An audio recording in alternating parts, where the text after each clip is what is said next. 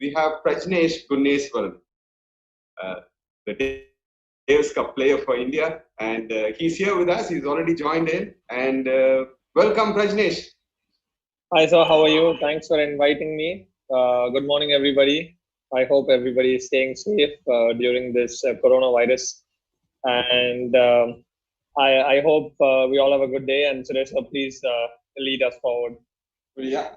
So I don't know if I'm clear at 15 minutes.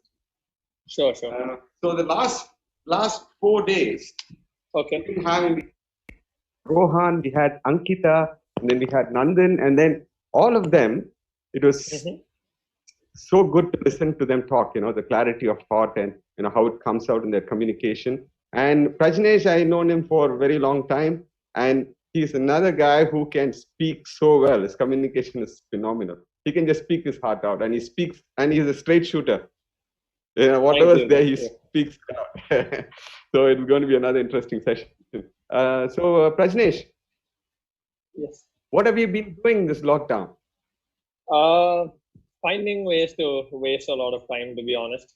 I think all of us, I think not a lot of people have been used to having this much idle time, sitting at home, not being able to really move out. I think, it's easy to say that we should use this time very effectively and use all the time that we have to learn new skills that we could have never learned before. But I'm one of those people who has not happened to, learn that many new skills, like picking up new language, for example. But it is also a time, where you get spend more time with your family. A lot of people are always running around, and all of a sudden it's like hitting the pause button. You sit at home, you have to spend a lot more time with yourself and with the people around you. I think that's good.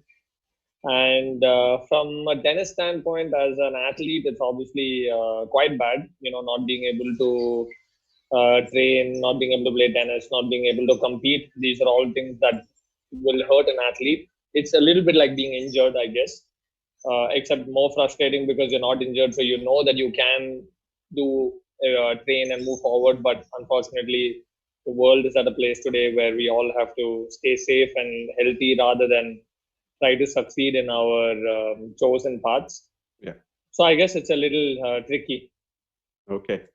Yeah, talking about adding new skills, it just comes to my mind that when you are practicing at the courts, you have to sharpen up your skills. That's one part. You have to stay sharp. And I also know that you keep looking to add new dimensions to your game, like the approaching, coming to the net, and So how do you balance this out? How do I balance trying to find new skills versus you're always looking to improve your game, and then you're trying to add new dimensions to your game. At the same time, you also need to stay sharp for the tournaments. So and with the circuit, you have tournaments back to back, and you have hardly any time in between. So how do you find time to get into new skills? Yeah, I think it's definitely a little. That's an interesting question because I think it comes down to deciding whether you want to add certain skill sets, but you have the risk of losing a certain number of matches or going backwards for some time because you don't develop new skills overnight. So I guess every player has to make a decision whether he feels that aspect he's trying to improve is that crucial that it will help make him make that next jump, him or her, make the jump to the next level, or to make enough of an improvement that it's okay to lose some matches. So it's a little bit like a short term versus long term approach. And some things, I guess, also when it comes to learning new skills or adapting, it can work where you don't necessarily lose time, where you're only adding a few things or adding, for example, the slice, but not every point or every alternate point, but you add maybe one per game, and over a period of time you start to sort of use the slice more. So it's not necessary that it has to really hurt you when you try to add it. So I guess it's a little bit about how fast you want to improve it as well. So if you're willing to sort of do it sparingly, and then as you develop confidence, as you win some matches using that shot, then you start to employ it more, rather than saying I'm going to jump into the deep end on day one, and then you have to take a lot of losses, and that needs your confidence, like you said. and then maybe you start questioning whether you even did the right thing to start with. So Yeah. I think it's important to find the right balance. Okay. That brings a very interesting question. I might be wrong here. This is just an assessment as I have seen from outside. You develop into a player that you are today. When you guys came to our course, to all you guys, like you, the top guys in Tamil Nadu, Jeevan, you, Balaji, and you were hitting, Vijay Sundar Prashant. Mm-hmm. I could see that you had a big game. You were nailing those forehands. This was, I'm talking about, like several years ago, 7 years or more. And but then I also know, I've seen a couple of matches that you played. You were pretty conservative. You were trying to be safe, and yeah.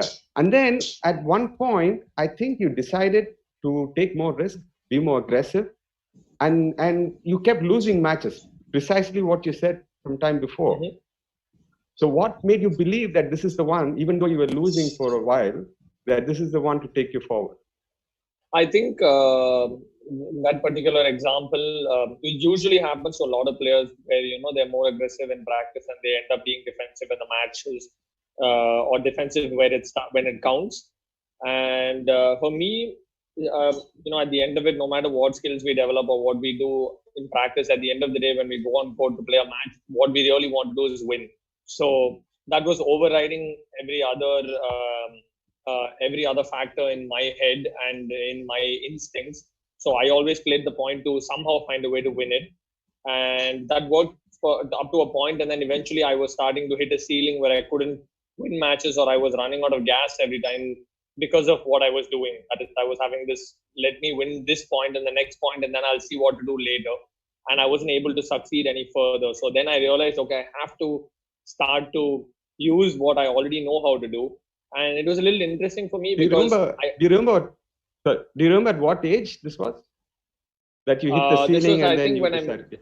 I think when I made the transition between futures to challengers, that's where I started to have this problem, because I was able to get through the futures players at the time by making a lot of balls and playing high balls to the backhand, for example, staying tough in the big moments.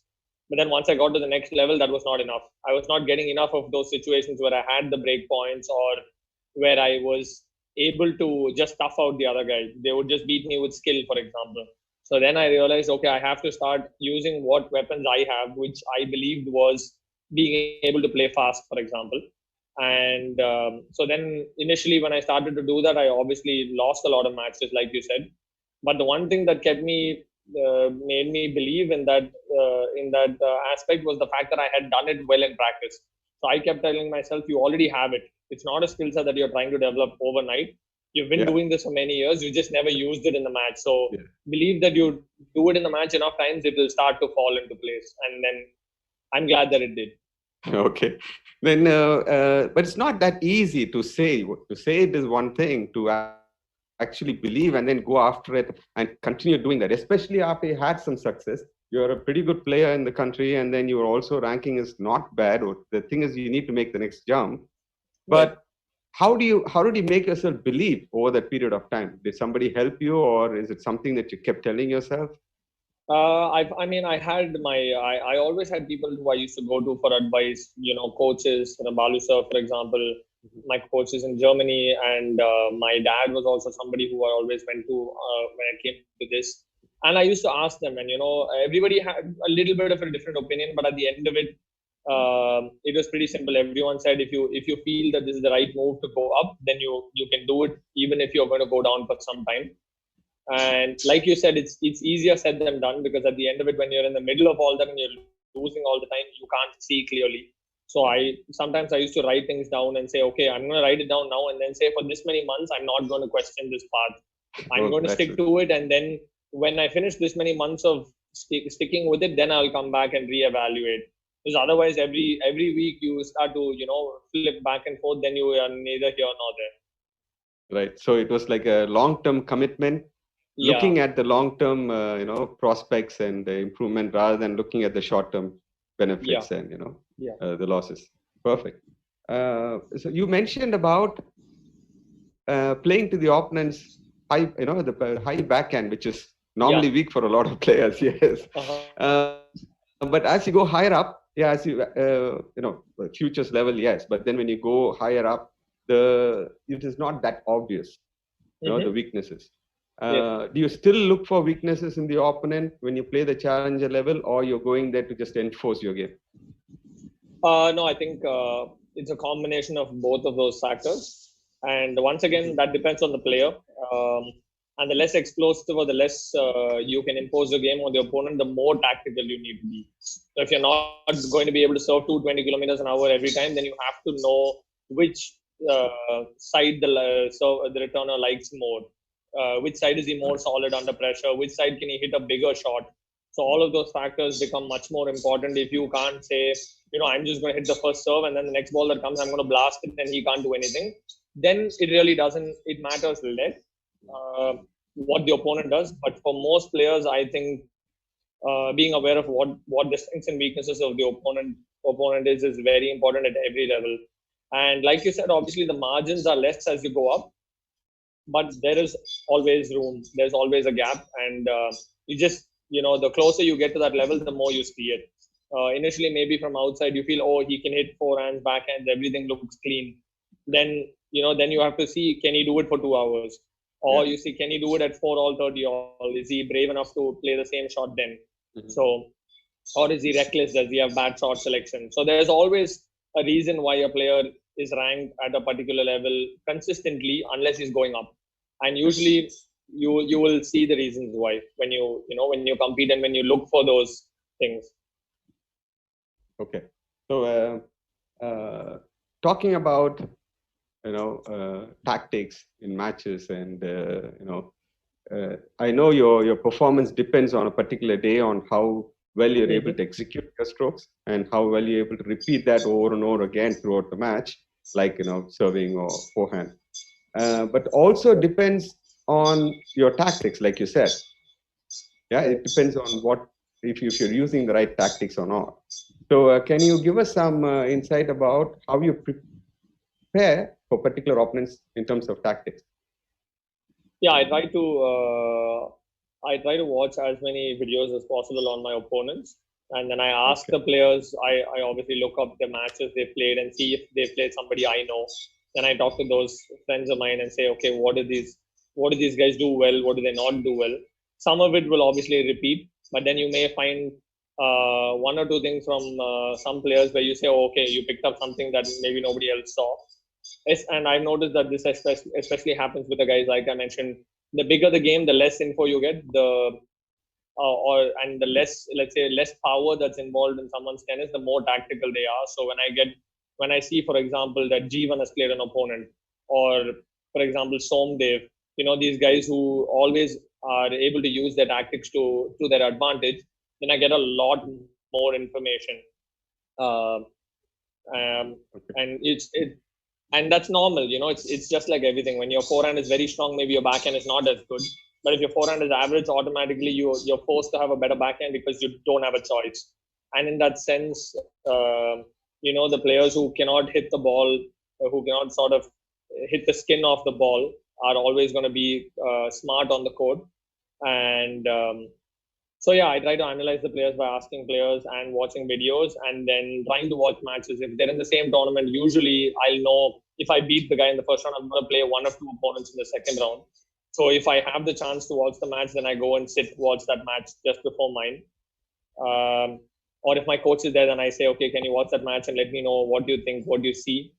And obviously, all of that is, they may play different on that day and different against me, but some of the basic stuff will be the same, and then the rest of it I try to figure out as fast as possible, as early as possible in the match when I start.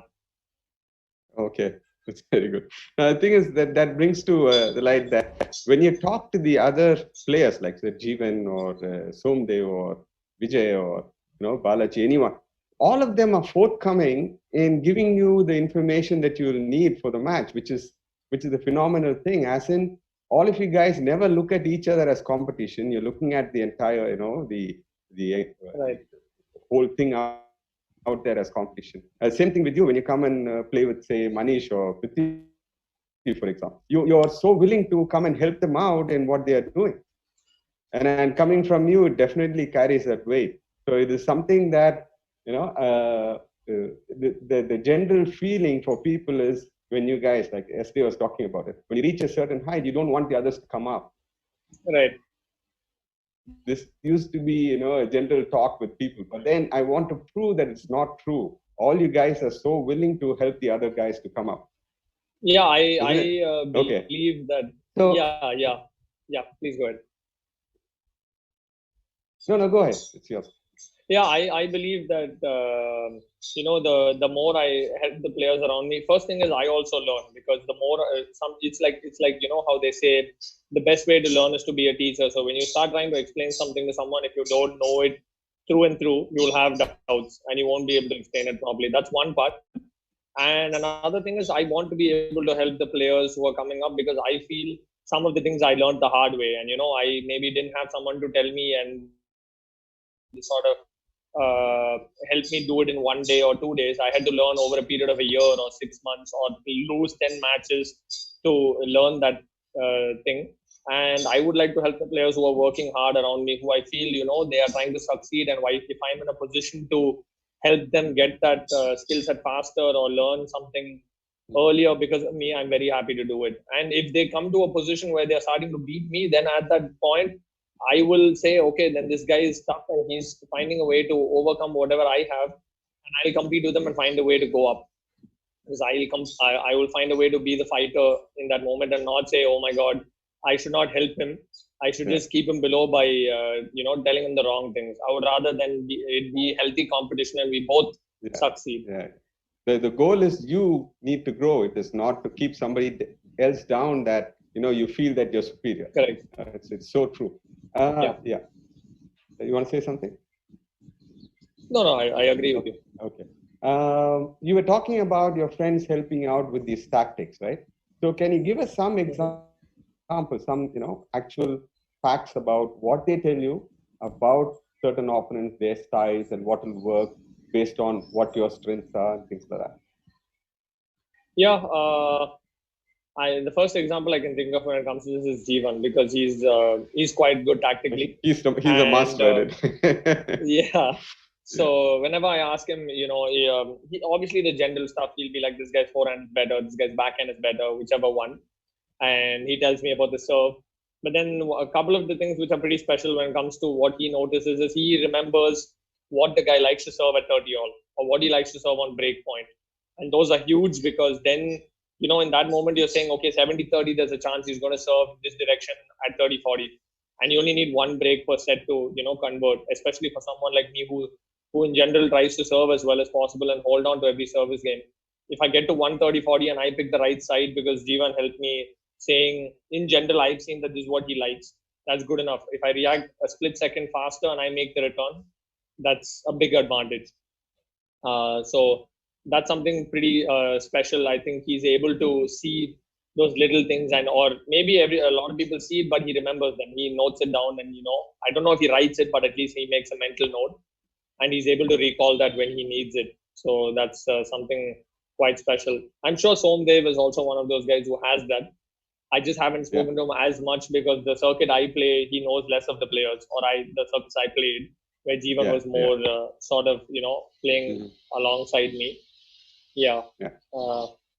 Yeah, cool. Now, preparing for the match with a certain tactic is one thing. And then you go into the match, and then you have to see if the tactic that you prepared and went in with is working or not. That is one thing. The second scenario is where you might have played a player once, and it's, getting information from others is one thing, but you playing and experiencing it is another thing. So you might have lost to a player, and then the next time you played him, you had more knowledge, and then you went back and beat him because you changed your tactics. The execution levels might have been the same, but you just changed tactics which helped you beat them.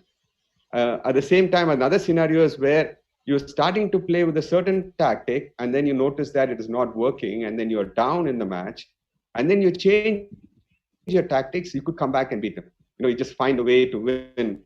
It could be a pattern of play, it could be a certain tactic, whatever. So can you recall 3 instances where you can give us the details about what exactly happened, what tactic you changed, things like that?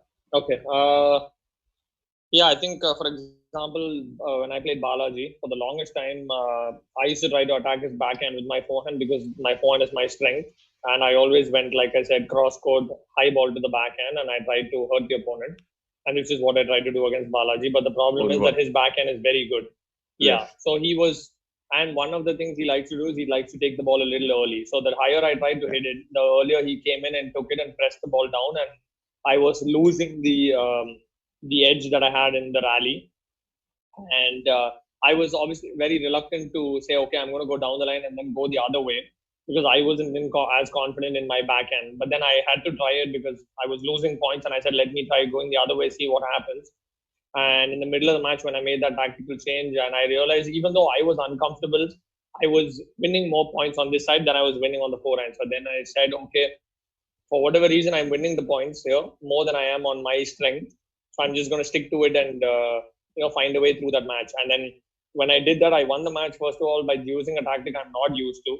So that helped me because then I realized that I can rely on that more the next time around.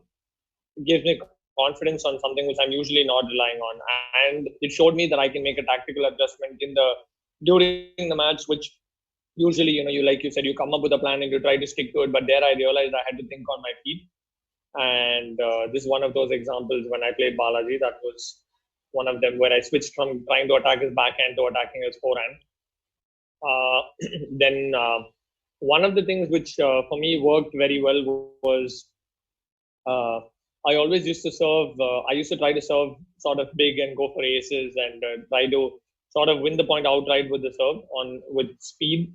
And then I ended up facing these Japanese players, and one of them was Hiroki Moriya, and he's someone who's very good at returning balls. So I tried to hit a big first serve. The ball came back with interest, and I was initially when it was happening, I said, okay, then I have to serve bigger. I have to even go for more and then find a way through him.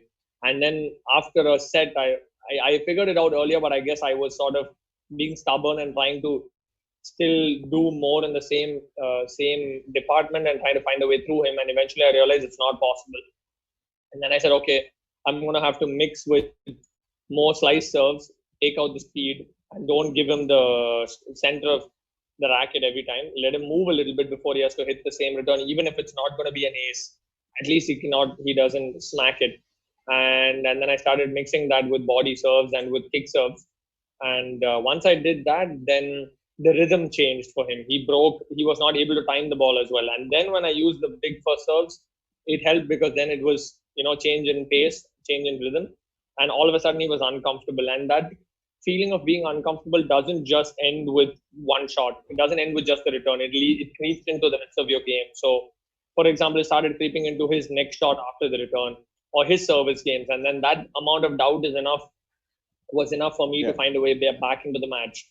And that showed me on that day that, sometimes just because you have a strength doesn't mean by blindly going to that you're going to win the match. So that is another example and something that I'm not very used to doing, and it made me happy in that moment to know that I could find a way to win without using power.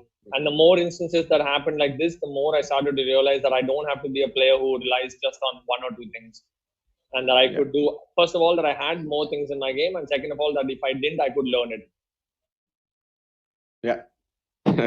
So that's when you started to mature, like as a player that you are today. Yeah. Correct. So, one of the things I wanted to ask you is that your best performance, or you won your first futures title when you were 24. Yeah, 23, 24, yes, something possible. like. Yes. Yeah.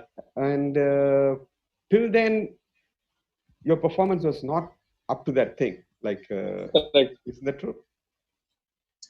Yeah, I think I was always able to play. I believed I played well, but I was never able to make those breakthroughs. I had a lot of injuries. For example, I was not able to consistently compete in the circuit, and then when I did, it was only for a few months, and few months where I was not good enough to win matches at the futures level.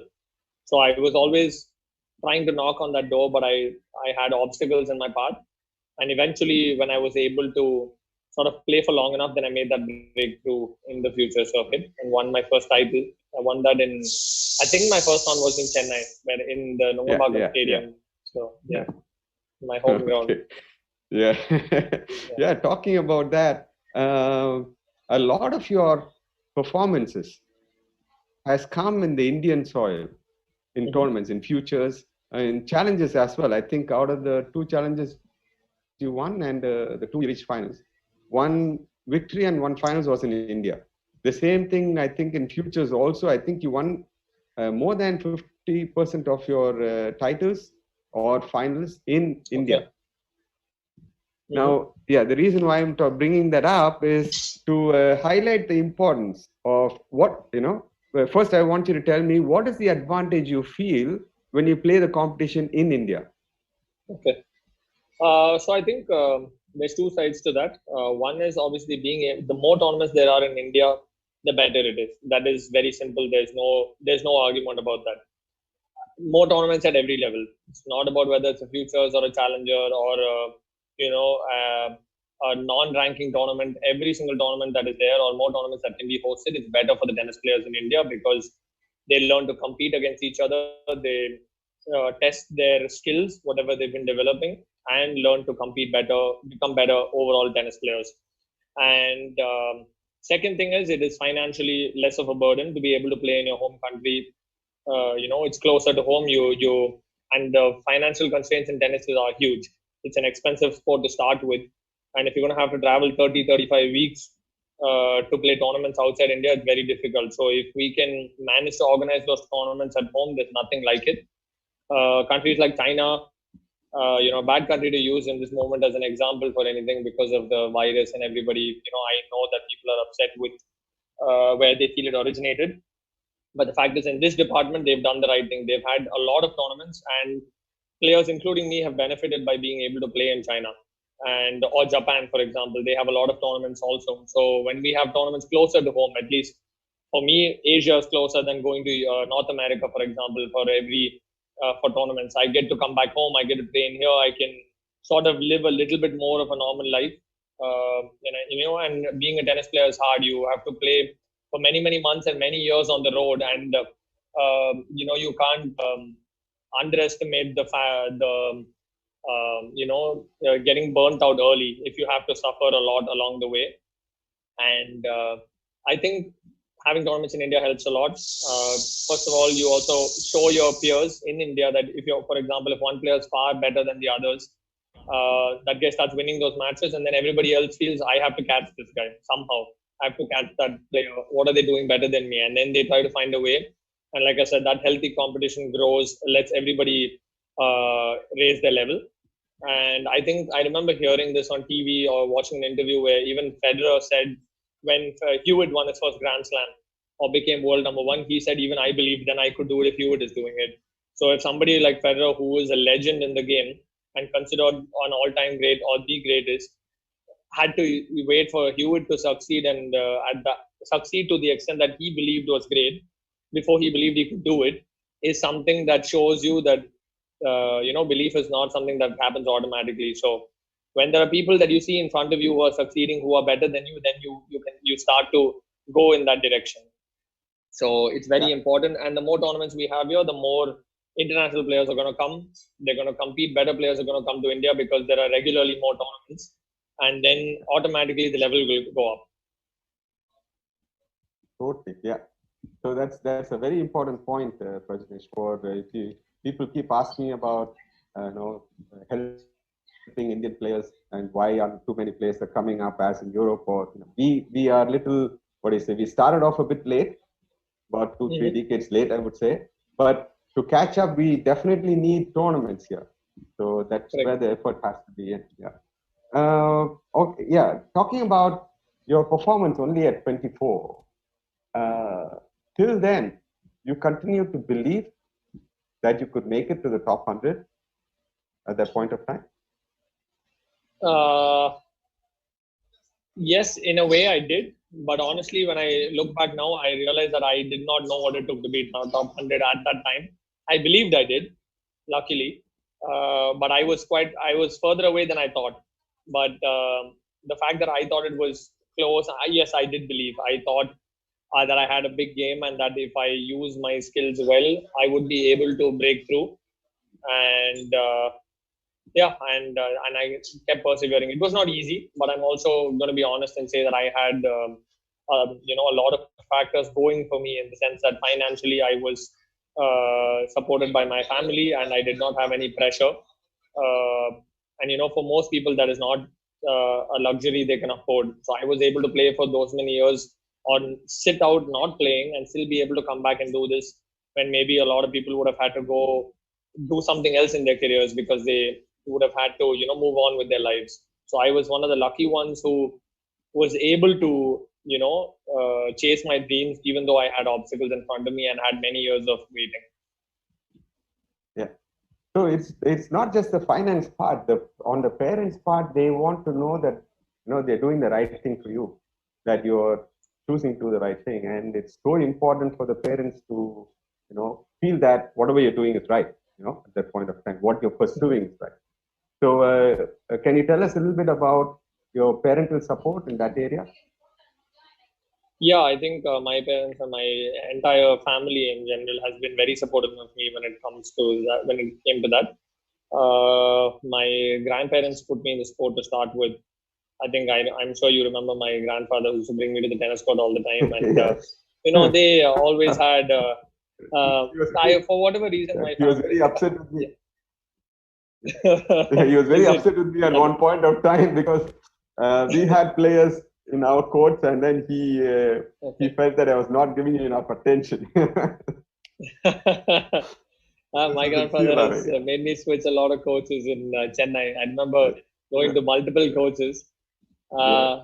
Yeah. Yeah. So he always had this sort of firebrand vision, and he felt that I should become number one in the world, and win Wimbledon. That was his dream, and he always used to repeat that. And possibly when I was young, when he was, when he always sort of spoke about it and told me those things, I automatically believed that I could go up in tennis.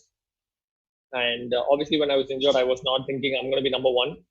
I believed I could be very successful. I honestly didn't know how far I could go, but one thing I knew was I wanted to find a way to give myself a chance to succeed and see how far I could get. And I remember setting my goal initially, saying I want to be 500, and then I got closer to 500. Then I said, okay, I know I'm going to get to 500 for sure. I want to be 300. Then I was like, I want to make it to the Grand Slam qualifying. And from there on, step by step, I started to have these short-term goals, while always having the long-term goal in mind, that I want to be someone who's playing consistently at the Grand Slam main draws, being someone who can one day be a Grand Slam potential champion.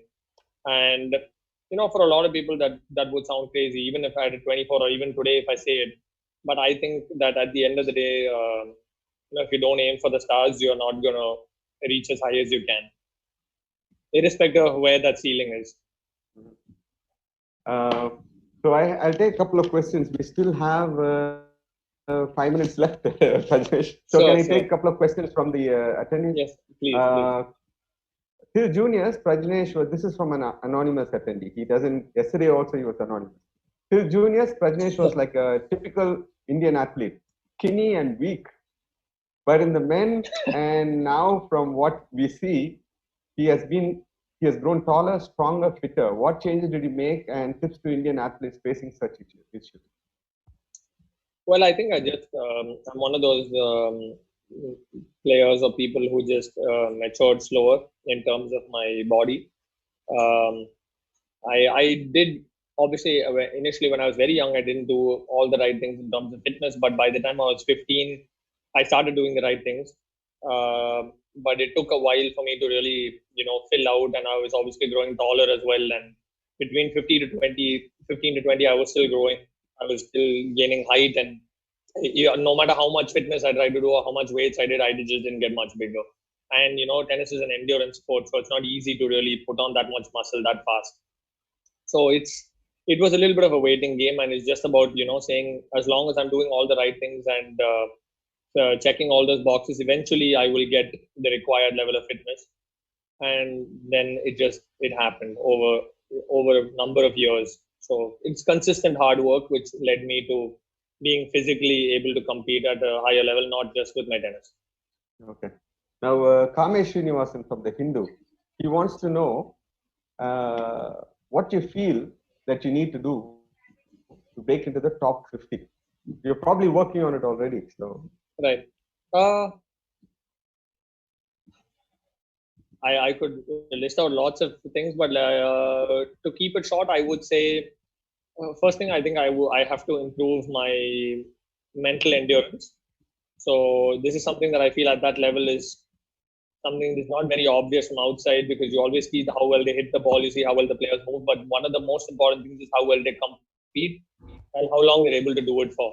So at that level, there's no room, and it's a little bit like somebody like me having to maybe play on sixth gear rather than fifth gear, and there isn't a sixth gear for me, so I'm on overdrive continuously through the match. So learning to have that gear or play at that gear more often, eventually that becomes an average for you. So that is something that I feel is very important for me to do to be able to win and become a top 50 player alongside developing other skills. Uh, I think for me, I have to maximize my serve more. I think I have room to improve there. For example, how if you look at Ramkumar's stats on his serve versus my stats, his are far better. But if you look at power, maybe we're serving similar speeds, very, very small difference. So, in my opinion, I'm like, if Ramkumar is serving with that many, if his stats are that he's getting this many aces in a match and this many free points, why am I not doing it? And if I can close that gap, that just gives me a little bit of more of an advantage against the guys I compete with because I have my own weapons already, and this will be something that I'll be adding on top. So the first thing I can think of is the serve, and the second thing I can think of is improving my transition game. So I create a lot of mid-court balls, and I don't convert those points as much as I should. I don't know what the percentage is, but I believe that I should be winning a lot more of those points, and then that will automatically put pressure on the opponents to play better shots against me, knowing that if they don't, they're going to lose the majority of the points in the midcourt. okay. So we have another question: how to read a serve? Do you have some tricks or tweaks to add to that? Uh, I think reading the serve is something that comes with practice. The more you return serves at whichever level you're talking about, the more you do it, the quicker you react. There are some cues like doing a split step on time and watching the ball very carefully. Some players have a tell on their serve where you know with a different toss they have a different spot that they're going to serve. But the higher up you go, the less of a tell there is. So it really comes down to pure reaction and honing those reaction skills, which comes when you keep practicing the return. And maybe, for example, in practice, not saying tell your partner to serve in one spot and you return that. Instead, you say serve wherever you want, and you keep trying to catch the return. Uh, keep guessing and trying to catch the return, and eventually you get better at it.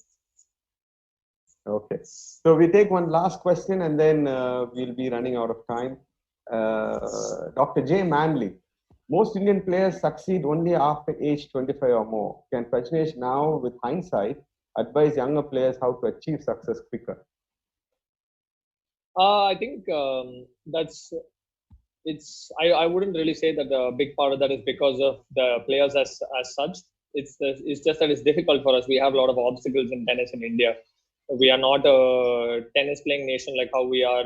We're not a tennis superpower. For example, in cricket, I'm sure it would not be like that. The average age of success wouldn't be the same. And I think for it to be this, for it to become earlier in tennis, I think we need to have better systems, more tournaments, more players competing, and the depth will improve, and automatically the players will succeed at a younger age. So I think it's just a matter of doing the right things at the ground level, and then you will see the improvements over a period of time. Right. Very good, Prajnesh. It was excellent giving us all these insights. As always, like you guys, you players who are making it to the top, you have so much of clarity of thought and you're able to communicate so clearly and so well. And thank you for sharing all those tactics and things which is going to be the subject of today's presentation. It is kind of a prelude to that presentation. Okay. And Anytime. yeah, Thank you for having me, thanks. and thanks, sir. All right. Take care. Thanks, everybody, for watching.